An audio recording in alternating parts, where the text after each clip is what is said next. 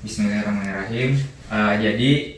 Di sini saya akan melakukan suatu pemeriksaan ya, yaitu pemeriksaan Glasgow Coma Scale atau GCS. Nah, sesuai dengan skenario didapatkan di sini adalah seorang pasien laki-laki itu berusia 27 tahun yang mana dia datang ke UGD dengan tidak sadar beberapa jam yang lalu setelah melakukan jogging. Nah, kemudian didapatkan riwayat penyakit itu ada tekanan darah tinggi dan disertai dengan diabetes mellitus dengan pengobatan insulin yang positif. Nah, di sini terlihat pasien yang tidak sadar. Namun sebelum melakukan GCS, saya akan melakukan cuci tangan terlebih dahulu.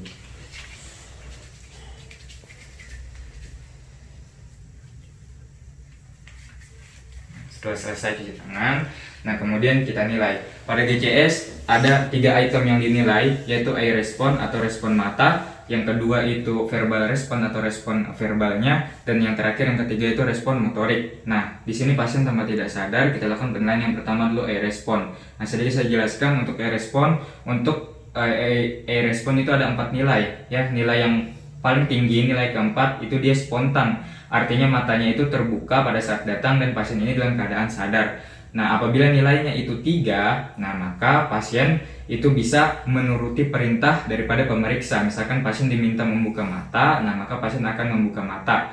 Nah, itu dengan respon suara, berespon terhadap suara. Nah, sementara berdasarkan skenario itu pasien tidak sadar, sehingga ada kemungkinan nilainya antara 2 atau 1. Yang mana nilai 2 itu ketika kita lakukan rangsangan nyeri, kita bisa melakukan pada 3 titik ya, pada ujung kuku, kemudian pada supraorbita ataupun pada sternum. Nah, misalkan saya kasih contoh, misalkan nilai 2, kita lakukan penekanan pada sternumnya untuk menghasilkan rasa nyeri, kemudian pasien akan membuka matanya. Nah, itu nilainya 2 ya, pasien membuka mata. Nah, kemudian apabila nilainya 1, maka pasien ketika dilakukan rangsang nyeri misalkan di ujung kuku ya, ataupun bisa kita lakukan di sternum, maka pasien tidak membuka mata sama sekali. Nah, itu nilainya 1. Nah, saya ambil di sini kemungkinan besar nilai pasien antara 2 atau 1. Cuman kemungkinan ini adalah nilainya 2 ya. Nah, setelah E, maka kita akan ke verbal. Verbal itu ada 5 poin yang kita nilai. Poin pertama, nah verbal itu ketika pasien itu sadar, kita tanya dia berorientasi dengan baik. Jadi kita tanya dia ada di mana sekarang, hari apa ini, tanggal berapa, bulan apa, tahun berapa ini, dia akan menjawab dengan baik.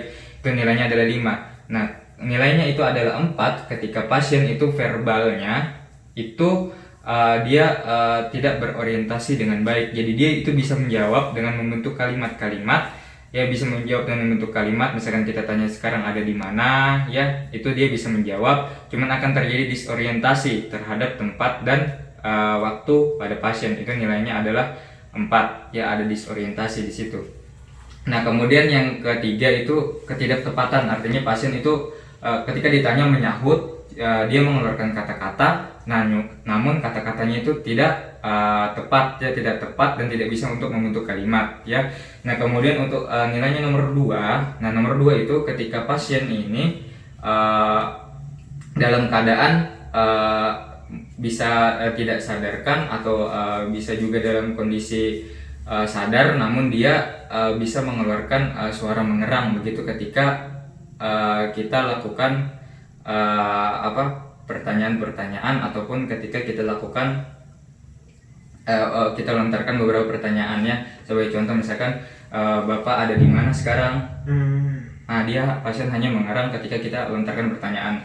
Dan nilai terakhir yaitu nilai 1, itu ketika pasien tidak bisa berbicara sama sekali ketika ditanya oleh pemeriksa. Misalkan Bapak sekarang di mana?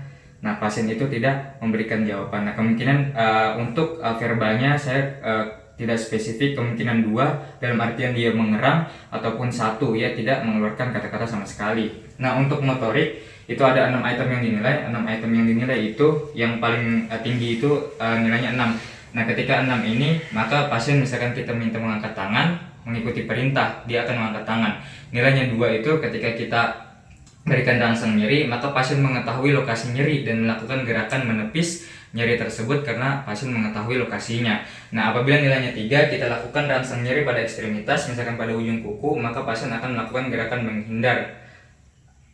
Nilainya 4, sorry, kalau nilainya 4, kita kalau nilainya 4 kita lakukan rangsang nyeri pada pasien. Nah, misalkan pada ujung kuku, maka pasien akan melakukan gerakan menghindar itu 4. Nah, kemudian kalau nilainya itu 3, nah ketika kita langsung lakukan rangsang nyeri pada misalkan kuku lagi, nah maka pasien akan melakukan gerakan fleksi. Seperti ini contohnya, ketika rangsang nyeri maka pasien melakukan gerakan fleksi. Fleksikan tangannya. Kemudian nilainya 2, apabila kita berikan rangsang nyeri begini lagi, maka pasien akan melakukan gerakan ekstensi. Nah, seperti contohnya begini, ekstensi. Nah, kemudian nilai terakhir 1, apabila pasien diberikan rangsang nyeri di ujung kuku, maka pasien tidak merespon sama sekali terhadap gerakan apapun. Nah, itu nilainya 1. Nah, untuk motorik kemungkinan besar nilainya bisa 3 dalam bentuk fleksi, ataupun 2 dalam bentuk ekstensi, ataupun 1 dalam bentuk tidak bisa merespon sama sekali ya. Nah, kemudian setelah itu nilainya kalau kita total, misalkan saya ambil untuk E-nya 2, kemudian verbalnya 2, dan terakhir motorik 2 itu nilainya adalah kurang dari 7. Nah, berarti itu terjadi koma. Nah, kemudian seandainya nilainya saya ambil itu 2 untuk E, 2 untuk verbal, dan 3 untuk motorik, itu nilainya 7, maka kemungkinan pasien ini mengalami delirium. Nah, untuk diagnosis penyakitnya berdasarkan riwayat penyakit terdahulu, ada kemungkinan pasien menderita stroke. Stroke-nya kita bisa pastikan nanti apakah stroke non-hemoragik ataupun stroke hemoragik berdasarkan riwayat tekanan darah tinggi dan juga diabetes mellitusnya.